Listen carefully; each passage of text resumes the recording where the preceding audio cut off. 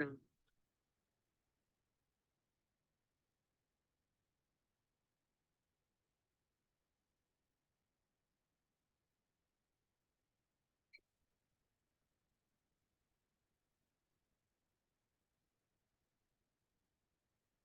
everyone, welcome to Calculus Lecture 12.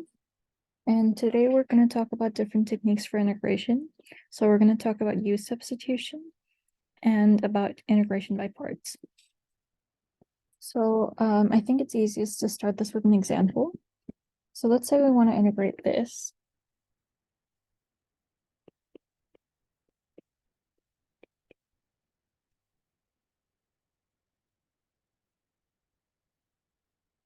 Now we haven't really seen anything like this before, and it's sort of hard to tell just looking at this how we might find any derivative. So basically what we're trying to do is in a way reverse the chain rule.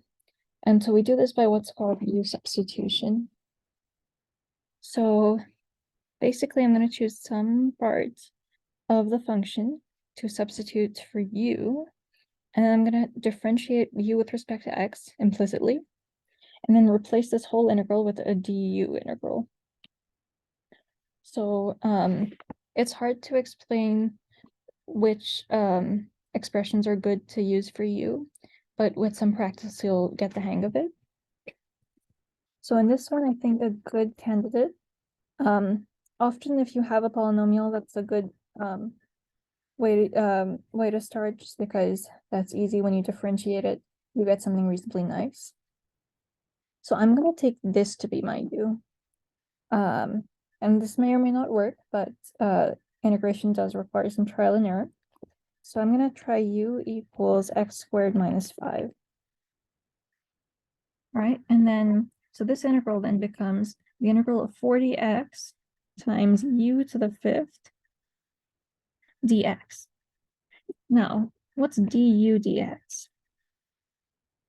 Well, that's going to just be the derivative of this. So that's just 2x. And now we move the dx over. So we have du equal to 2x dx. But what do I have here? I have a 40x dx. So I actually just want to multiply this by 20. So 20 du equals 40x dx. And now I'm going to substitute this in here. So now this is going to be equal to the integral of 20 u to the 5th du. And I know how to integrate this.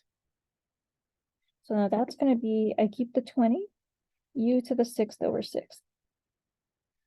Plus c, but I'll get back to adding that in after substituting x. So now that I have this, I just have to substitute x for u. Remember, we needed to get the du here and get rid of all the x's before we could integrate with respect to u. But now that we have that, we took the integral, and now I'm just going to substitute x back in. So u is x squared minus 5, so that's 20 times x squared minus 5 to the 6th power over 6.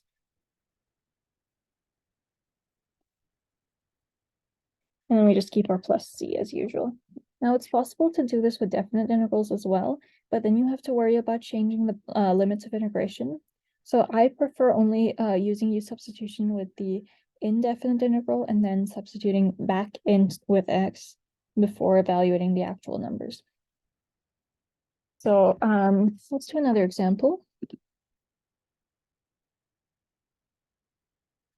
Let's try this one. The integral of 2x cosine x squared dx. So think about what might be a good candidate for you. So you want to think about something in here so that you also see the derivative of the thing in this formula somewhere, so that you have a really easy substitution for du.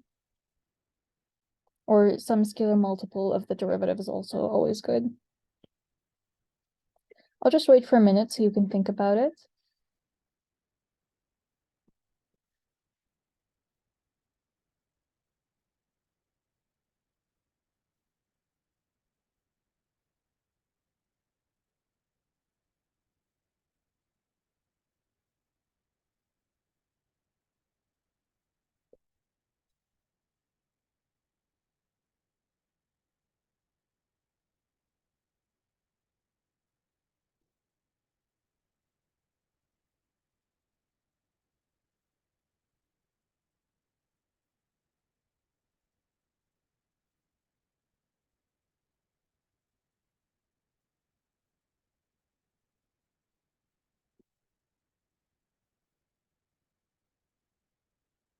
All right, so I'm thinking a good candidate for u is this x squared over here. And the reason I'm saying this is because the derivative of x squared is 2x, which I'm also seeing in this formula. So that's going to let me substitute du in really easily, because now I have du dx equal to 2x. So du is exactly 2x dx. And so this is just going to become a du. So this is the integral of cosine of u, right? Because the x squared is u now, du. Even the 2x just goes away when you do that. And so we know the integral of cosine of u, right? The derivative of sine is cosine. So this is just sine u plus c. And now we know what u is. U is just x squared. So this is sine x squared plus c. Let's do one more example of u substitution.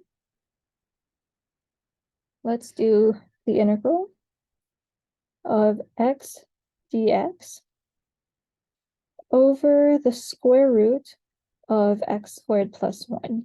And don't let the position of the dx confuse you. This is the exact same as just the integral of x over x squared plus 1 with the dx out front. So it's the exact same, just like slightly different notation. I'll again just pause for a moment so you can think about it.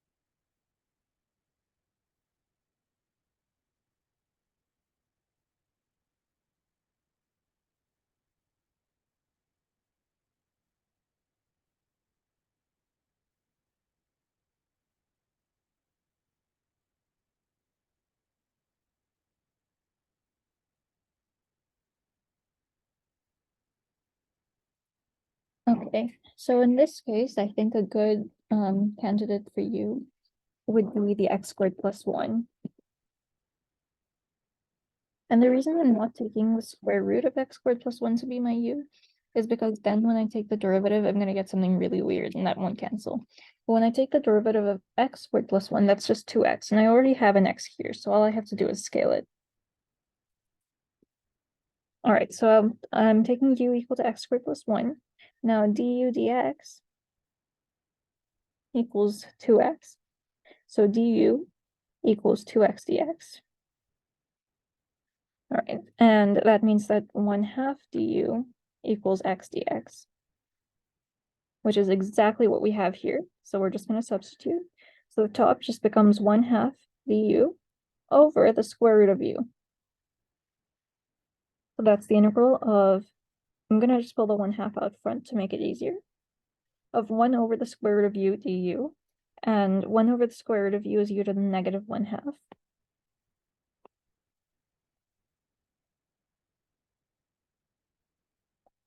So that's 1/2 times, we're just going to go u to the 1/2 over 1/2. So we're just like using the power rule. And that's 2u to the 1/2.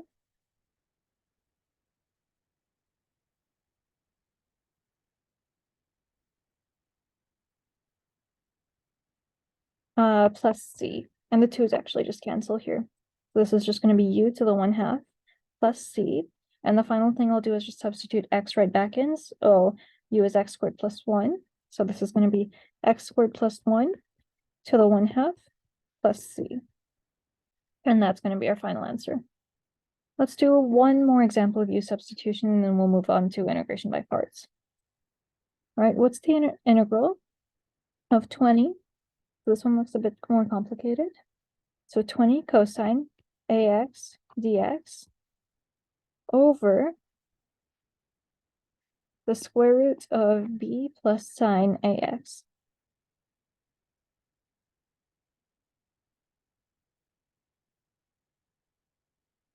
So I'll just pause for a moment. So I'll try and figure that out, and then I'll go over the answer in a minute.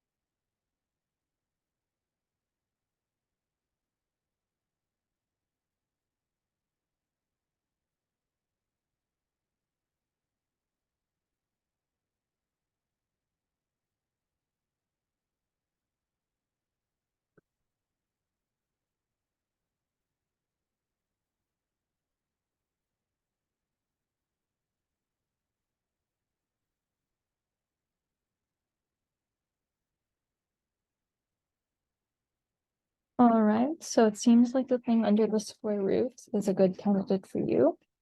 So let's try this. So u equals b plus sine AX. And what's du? Well, we just differentiate. So du dx equals cosine, a cosine AX.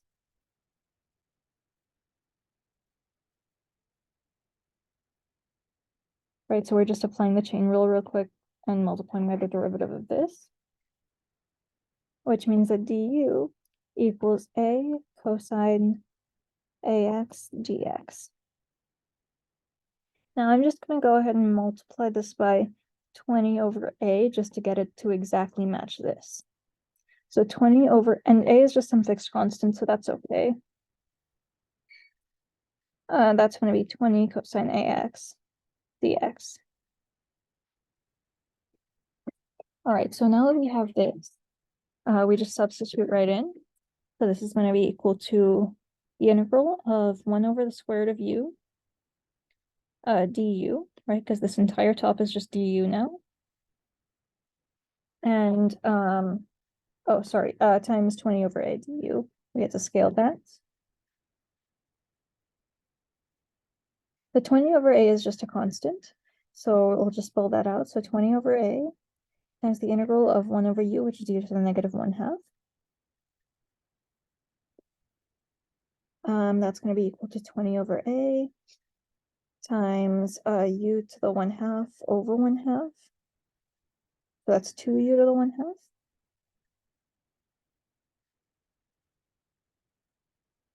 plus c. And just simplifying, that's 40 over a u to the 1/2 plus c.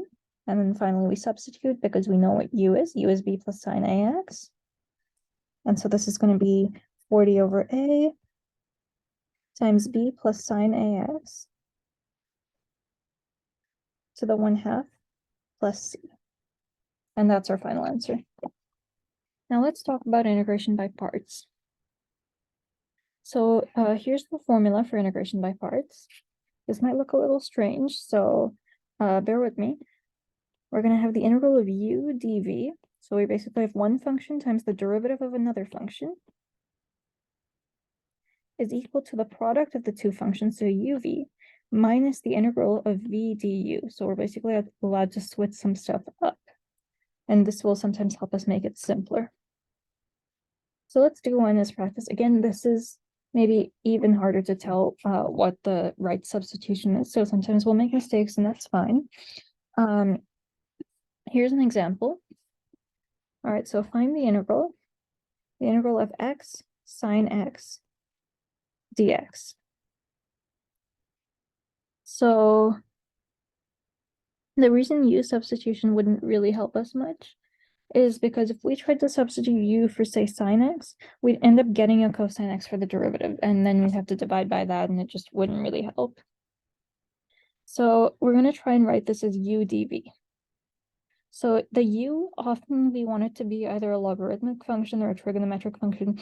Anything in the formula that just looks a little bit weird or hard to work with. So in this case, I'm going to try setting my u to be sine of x. Remember, we want this whole thing to be u dv, which means we need dv to equal x dx. Well, what does that mean? That means we want dv dx to equal x. So basically, the derivative of v with respect to x is x, which means v should really be x squared over 2. Right, the next is dv would be x dx, which is what we want.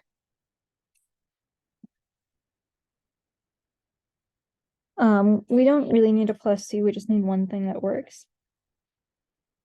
And so this is now the integral of u dv, which is uv minus the integral of v du. So what is uv? Well, u is sine x, v is x squared over 2. So uv is going to give us sine x times x squared over 2 minus the integral of v du. So what's v? V is x squared over 2 times du.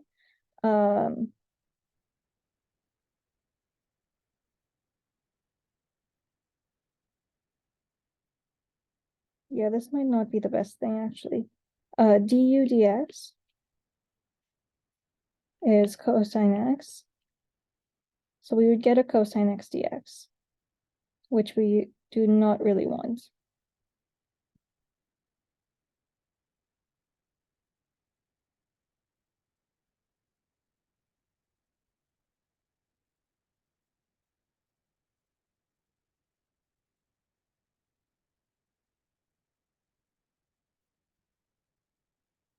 So that's actually not very easy.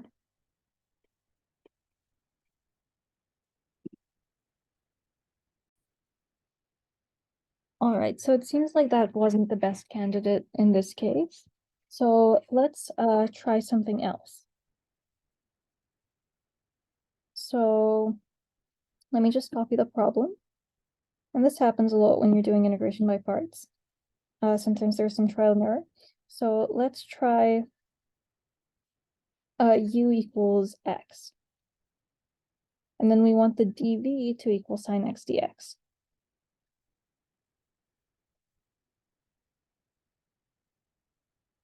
All right, so we want v then to be any derivative, so we want v to be negative cosine x. That'll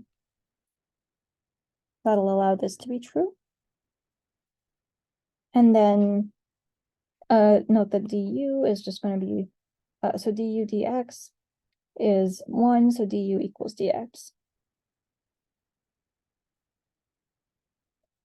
So now this is the integral of u dv again, but now with a different u and v, which is uv minus the integral of v du. So what is uv? uv is x times negative cosine x, so negative x cosine x minus the integral of v du. So that's negative cosine x dx. And that's very nice because we know what this integral is. That's just negative sine.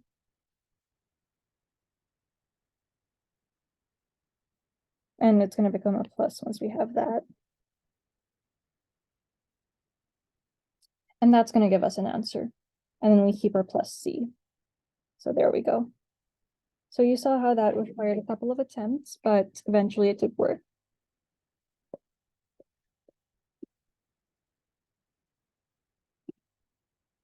Let's try another example.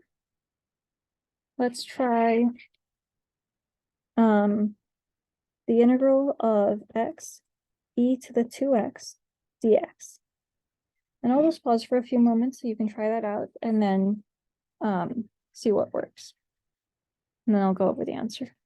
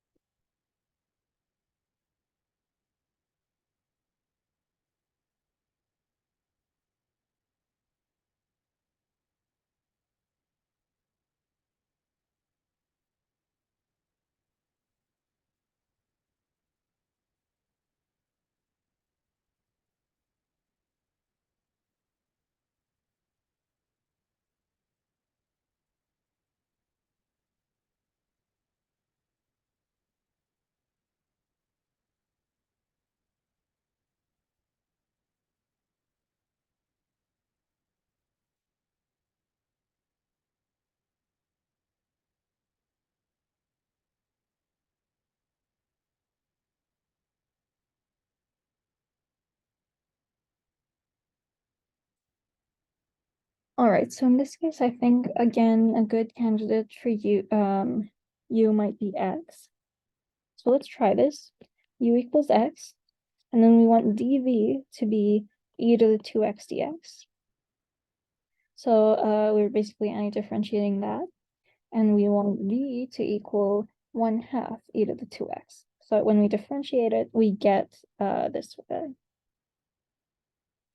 And then du is just going to be equal to dx because u equals x. And so then here we get that this is the integral of u dv, which by integration by parts is uv minus the integral of v du. So let's substitute in. So that's 1/2 x e to the 2x minus the integral of 1/2 e to the 2x dx. And we can integrate this because we know that the derivative of e to the 2x is 2e to the 2x. And so if we just multiply everything by 1/4, then we're going to get exactly what we're looking for.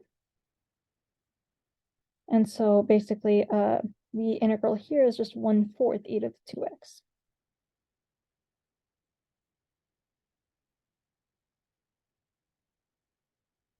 Plus c, and that's going to be our final answer. Let's do a couple more problems.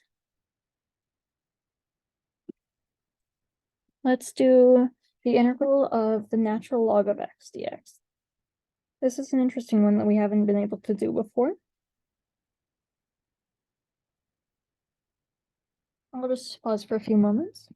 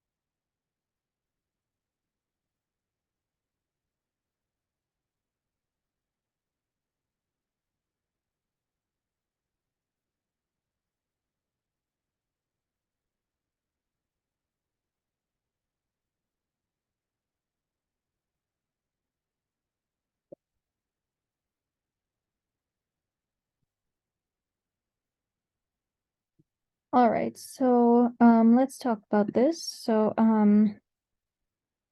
one thing we can do is just take u to be equal to the natural log of x. So I think this will work. And then we want v to just be, or dv to just be dx. So we can just take v equal to x. And then du dx is 1/x. So du is 1/x dx. So we have all our information down. Now this is the integral of u dv, which is uv minus the integral of v du. So what's uv? We have u is ln x and v is x. So uv is x ln x minus the integral of v is just x and du is 1/x dx. Well, that's super nice because the x and the 1/x cancel. So that's x ln x minus the integral of dx, or if you prefer or are more familiar with the notation, you can just put a 1 dx. And the integral of 1 is just x, so this is going to give x ln x minus x plus c. And so that's going to be our integral. Let's do another example of integration by parts. Let's do the integral of x ln x dx.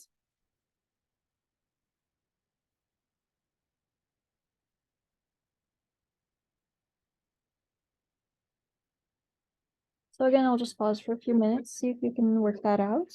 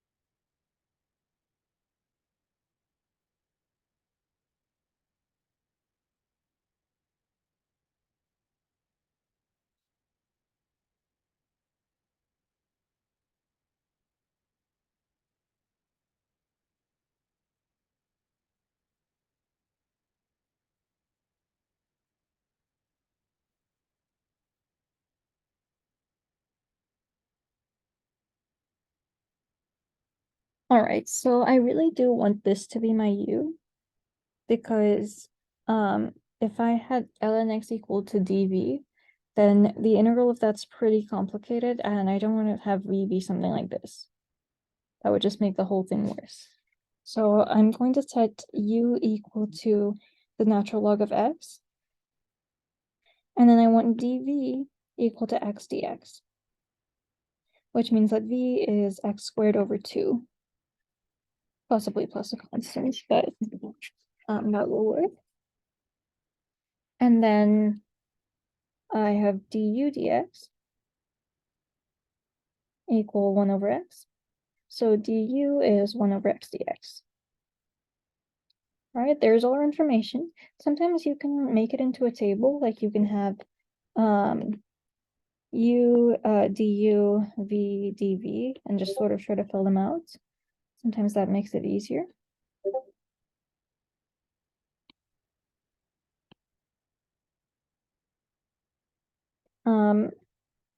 So anyway, then this is the integral of u dv. And then we just substitute, so that's uv minus the integral of v du. Let's multiply uv. V is x squared over 2, u is the natural log of x, so that's going to give us x squared over 2 ln x minus the integral of v du, so this is the integral of x squared over 2 times 1 over x dx. And this integral, so let's just rewrite it. X squared over 2 ln x minus, we have an x cancels, so that's just going to be the integral of 1/2 x dx.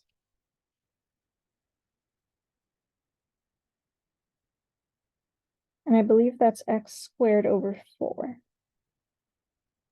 plus c. And that's going to be our final answer.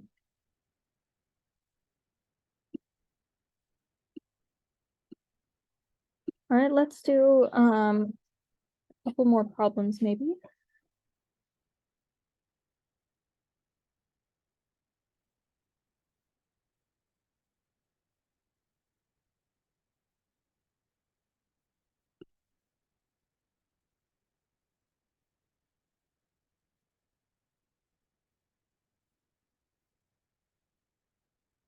Let's do the integral of ln x over x squared dx. I'll just pause for a few moments and then I'll go over the answer.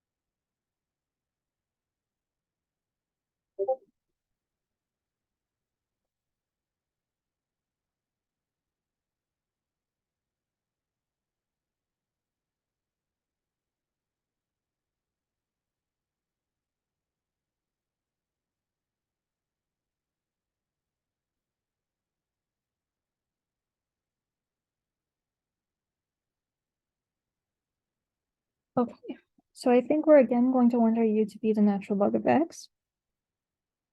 So let's do that. Let's have u equal to ln x. And then we're going to need dv to be 1 over x squared dx. And possibly it's better to write this as x to the negative 2. So we want dv dx equal to x to the negative 2, and we're sort of integrating this. So v is going to be x to the negative 1 over negative 1. So negative x to the negative 1 or negative 1 over x. And we also want to know what our du is. So u is the natural log of x. So du is going to be 1 over x dx. All right, so now we have the integral of u dv. So that's uv minus the integral of v du. So we have u is the natural log of x, and v is negative 1 over x. So the uv is just negative 1 over x, ln x, minus the integral of v du. So that's the integral of negative 1 over x times 1 over x dx. So let's rewrite that. Minus, I'm going to pull out the minus sign and just make it a plus the integral of, that's 1 over x squared, so just x to the negative 2 dx.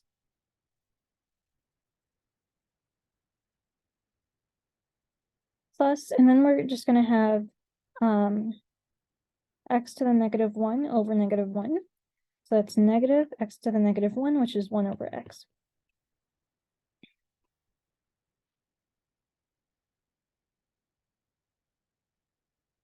And then we just add on a plus c. And so that's going to be our final answer.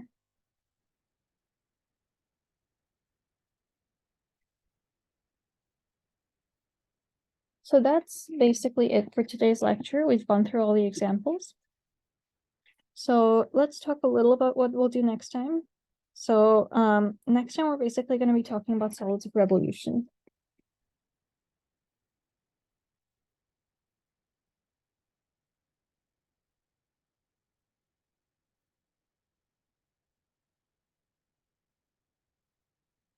So essentially, we're going to have some function. And we're going to want to say, imagine a solid that you can create by rotating that function all the way around an axis. Usually that's going to be the x-axis. And then we want to find the volume of that solid. So the way we're going to do this is we're actually going to integrate, but we can't just integrate the function because that's just going to give us this area. What we want to do is find the area of a cross section. So it's going to be some sort of circle. And then we're going to integrate that. So what's the area of the circle? Well, the radius of the circle is the function value. So it's f of x squared times pi. So pi r squared is the area of a circle. So in this case, f of x is the radius. And then we're going to be integrating this between our values. So that's going to be between, say, 0 and that can be anything. So say between 0 and 2, and that could be 2. And then we would compute that interval. Let's do one simple example since we have the time. Let's have f of x equal x squared. And we're going to rotate on the interval from 0 to 1. Let's say that's 1. And we're going to basically cut the function off here, and then we're going to rotate.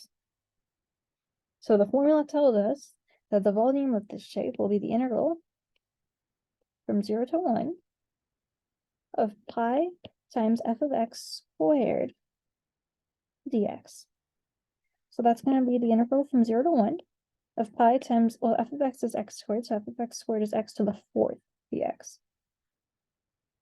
Now, what is this? Well, we just want our antiderivative. So the pi stays, and then you have x to the 5 over 5.